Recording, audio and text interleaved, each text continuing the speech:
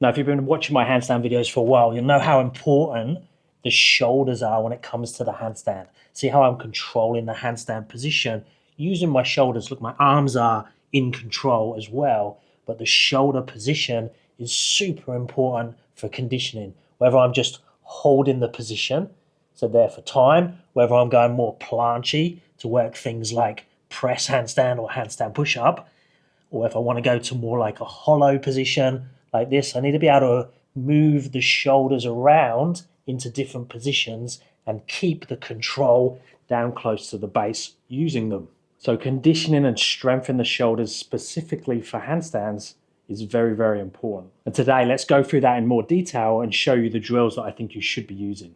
Now, everyone needs to work on mobility, but specifically for the person newer to handstands, your mobility is probably not good enough to have a nice, clean overhead position where we're not compensating in the hips or in the arms and bend them. There's two ways that are really good to open that up. It's hanging, so passively hanging on a bar on rings, and or using something like a foam roller or a yoga block in the middle of the upper back, so where the ribs are, so your thoracic spine. Now, ideally, we should have some mobility through there where with the arms above the head, we can go into extension. And I'm trying to extend here where the roller is and not through the low back while maintaining my overhead position with my hands. If I can't do that, I need to make it a little bit easier by closing the arms, bringing them down lower, or I just make the movement very small. Harder version again would be to keep the arms, biceps by the ears, straighten the legs, and try and have a strong posterior tilt and not compensate and arch the low back.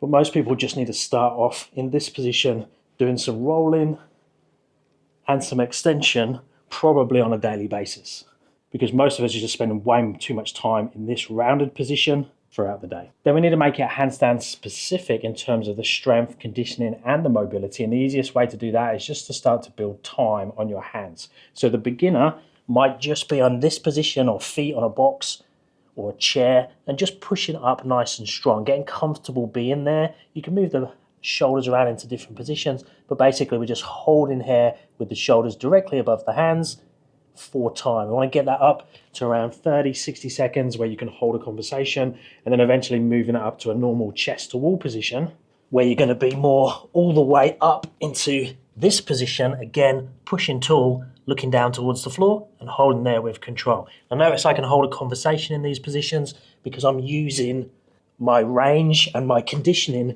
to go into the position. I'm not trying to force the body into the position by using too much strength. And that just comes from lots of consistency of holding a handstand, being upside down, and slowly increasing that time and strength and mobility. Once we can do that, okay, we need to be thinking about going into a tuck chest to wall position. So here my goal is to have my shoulders at least on top of my hands, and I'm trying to push them back towards the wall while looking down towards the floor.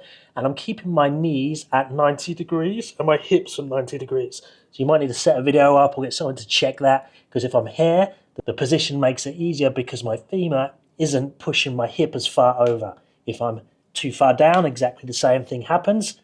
So here, so 90 degrees at the hip's going to be your hardest position. We want to be able to hold there for time. If it becomes too easy and our shoulders go too close towards the wall compared to the hands, we need to move the hands closer to the wall. If it's too hard and our shoulders pop out in this direction, we need to do the opposite and move the hands a bit further away. Now you can do slides up and down and you can do holds. Both of them are really good. Now when it comes to shoulders, upper back and traps, you can't beat the tuck handstand. So I'd also combine those chest to wall mobility positions with some holds in a tuck position. So trying to pull the knees down as much as you can while maintaining the shoulders on top of the hands and the hip as far back as you can.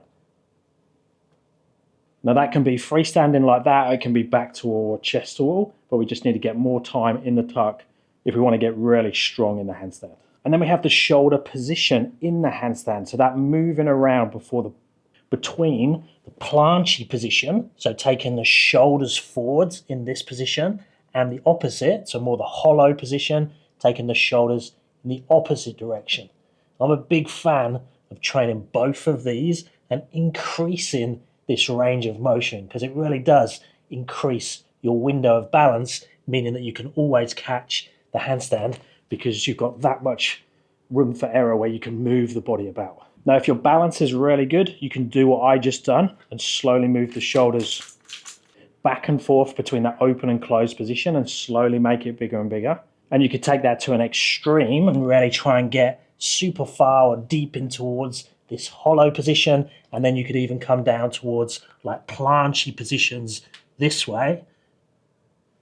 But that takes a lot of commitment and dedicated training specifically towards those skills. But the one I recommend that everybody does, if they want to improve their shoulder condition, if they want to improve their handstand balance, is that toe pull drill, where we're in a chest to wall position, like so, turn the toes over, and I'm using the shoulders to pull the body forwards, make the toes light, pushing back towards the wall. If that feels okay, do exactly the same thing, and then push up to your handstand, hold for a few seconds, and then push back to the wall. So that one's going to improve that shoulder forwards position that we need for the press, we need for the handstand push-up, and we need to control that real slow entries to handstand and have a real big window of balance there.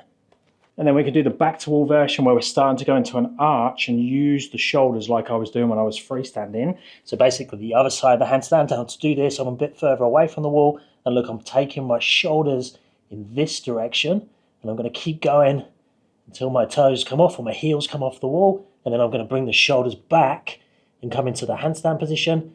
And then I can go back to that position again, taking the shoulders open until I get back to the wall again. And obviously you can then just keep moving your hands further and further away from the wall to increase the range and the challenge. You could bend the knees. Someone who has good extension flexibility can get to the point where they put their toes on their head or their shoulders. And then you can choose to be in a scorpion position where you have the shoulders forwards, or an open shoulder position, more like a hollow. And again, that's going to extremes, so it's very specific, but working a little bit of this is just going to be good for everybody. Now, they're my favorite handstand specific drills, but if you're really serious about getting super strong with calisthenics and handstand skills, I'd highly recommend that you're also working a lot of straight arm strength. So a lot of pulling in the straight arm position, working to put things like skin the cat or front lever pulls. So pulling yourself up and down there with straight arms, working this scapular movement. It doesn't have to be a straight body position like that. You'd start in a tuck.